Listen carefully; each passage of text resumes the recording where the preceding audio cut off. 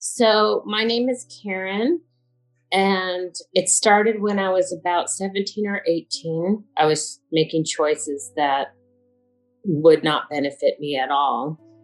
And someone came into my life, a boyfriend. Looking back, of course, I can see the road would have been, I don't know, early baby, early drugs, early poverty kind of thing.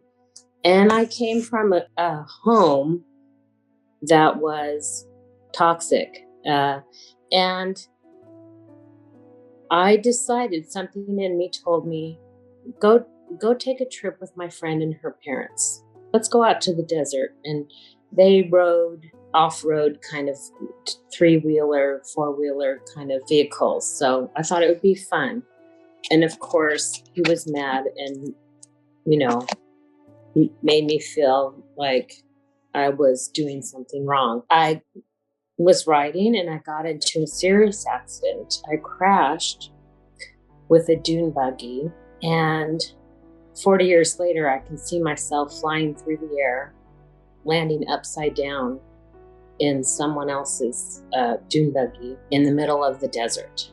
I saw bones jetting out of, my body. I saw a lot of blood, and I guess adrenaline kicked in, and I just thought, oh, I'll be fine, but I wasn't. He happened to be an army medic who knew how to stop the bleeding. And they called out some type of Jeep to take me to an ambulance, to take me to the nearest hospital. And I thought still, I guess the adrenaline was running, that, oh, I'll be fine. This is a precaution. I passed out, I guess. I don't know if I died. I'm still emotional 40 years later. But I feel it was divine that I died maybe for a minute, or I can't find the hospital records. I don't know how long I was gone. My friend told me about a half hour. I was breathing, but I wasn't there. I was in the hospital, and it was the tunnel experience that a lot of NDE people experience. It was the tunnel where you go towards. It's not on your own volition. It's you're just going there. They're pulling you, or you want to go there. And I knew these people. I was so excited to see these people at the end of the tunnel. And I felt I knew them, but I didn't know their name. And I was so excited to see them. And all my upbringing went away. And I was in a place of just happiness and peace. It's hard to describe, and the light is hard to describe, but brilliant light and peace and love and acceptance. And I felt so wanted and worthy. And the group of people I saw were so excited to see me. And I was so excited to see them. And I almost made it to them. And other relatives that I knew, but I couldn't place names, and was so excited. And they had a message for me of, I was perfect. And that's the first time someone told me that. And they wanted to tell me I was loved, and that I needed that. And I knew I was in a different place, and I knew that this place felt more real to me than earth life. And like I said, I was 18, and I was raised with religion that were basically evil, and God was a God of punishment if you did, things wrong. And I felt the opposite of that. And I had a momentary thought of leaving my sister, who basically raised me, and immediately rushed back to the hospital bed. But I found myself in a different situation in the hospital.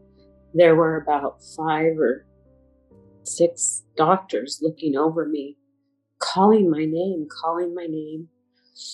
And I opened my eyes, and I felt in pain in my body, and I didn't want to be there anymore. So I closed my eyes and I tried to go back. And sorry, I'm so emotional. It's like it was yesterday. And the message was so clear that I meant to be here on earth, and I meant to do something else other than the path I was going down. And it took a long time to recover with, walking in casts. And I had a lot of time to think. And I knew in my, I guess, soul, whatever you want to call it, when you know, your heart, call it what you want, that I was meant to be on earth for something else. And when I started healing, I started making better choices for my future and took those lessons. And I've never forgotten about the other side, that we're more than we know, and we have a lot to offer or create. And so I decided to create, and I made better choices in dating. And I know this might sound weird, but a boy I knew, I had this feeling, keep in touch with him, and he'll bring blessings in your life, and you will create the family you want, opposite of the way we were both raised. And we did. We got married years later. We knew each other for quite a long time, and we created a family that we adore, and we have the life we deserve. That's how I feel now. And I spend my free time, trying to help others with journeys they're going through that are difficult for them.